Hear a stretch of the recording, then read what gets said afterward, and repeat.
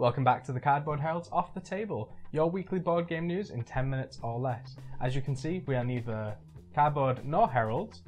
Jack couldn't make it this week as he is currently in Twinsburg, Ohio for the annual Twin Convention. He's not actually even a twin, he just likes to look at them. No. He is on vacation in Washington with his family.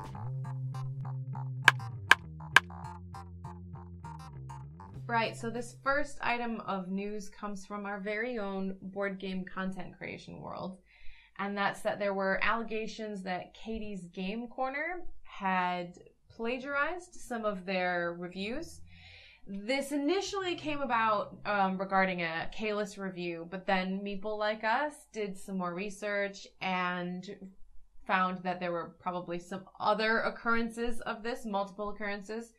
Now, Katie has issued an apology and admitted to making some mistakes, and Katie's social media has all been made private, as well as the blog, and as a result of all of this, Punchboard Media have parted ways with Katie.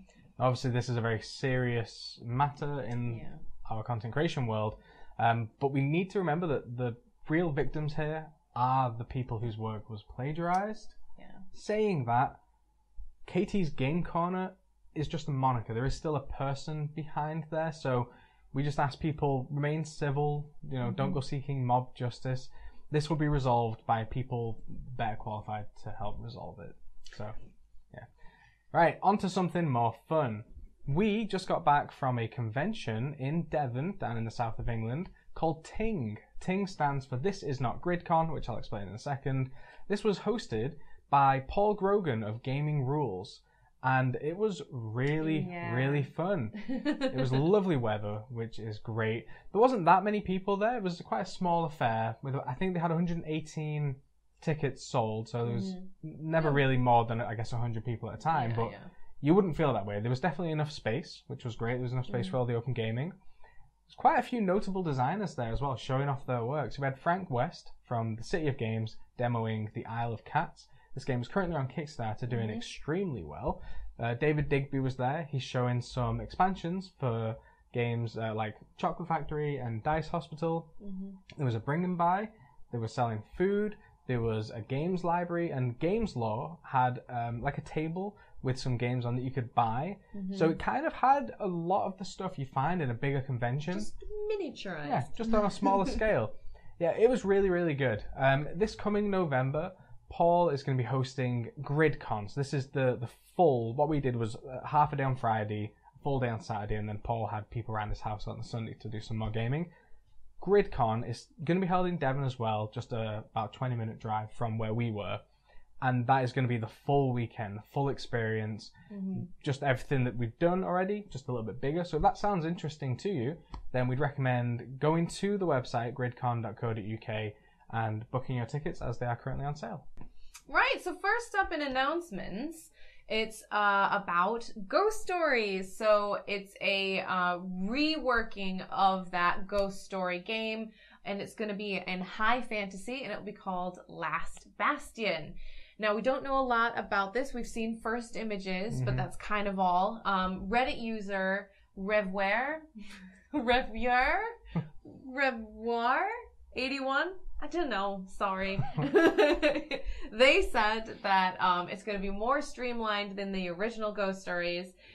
There's going to be some modified tiles and 8 heroes instead of the 4 that we're used to. But it's still going to be the same really hard game that you know and love. Or hate, because it's so hard.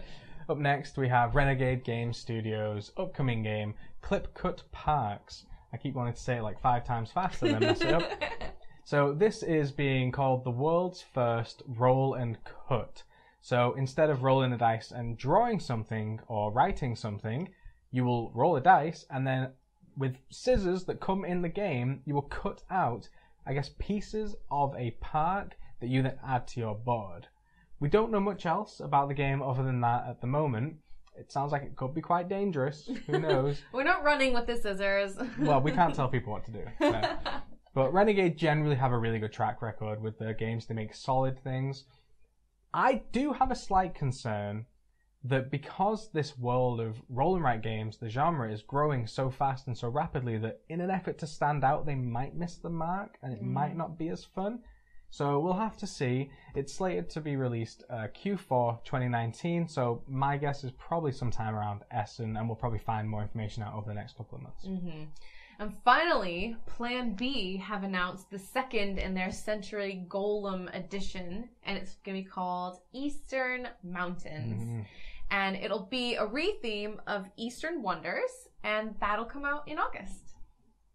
Lastly is our highlight of the week. Now, this probably could have gone into the news section, but I just thought it was so ridiculous, I wanted to highlight it. So, Asmodee Entertainment have announced that they've partnered with a company called Propagate to release a television series based on the hit board game Ticket to Ride. Yes, Ticket to Ride. So, they had this to say about the premise.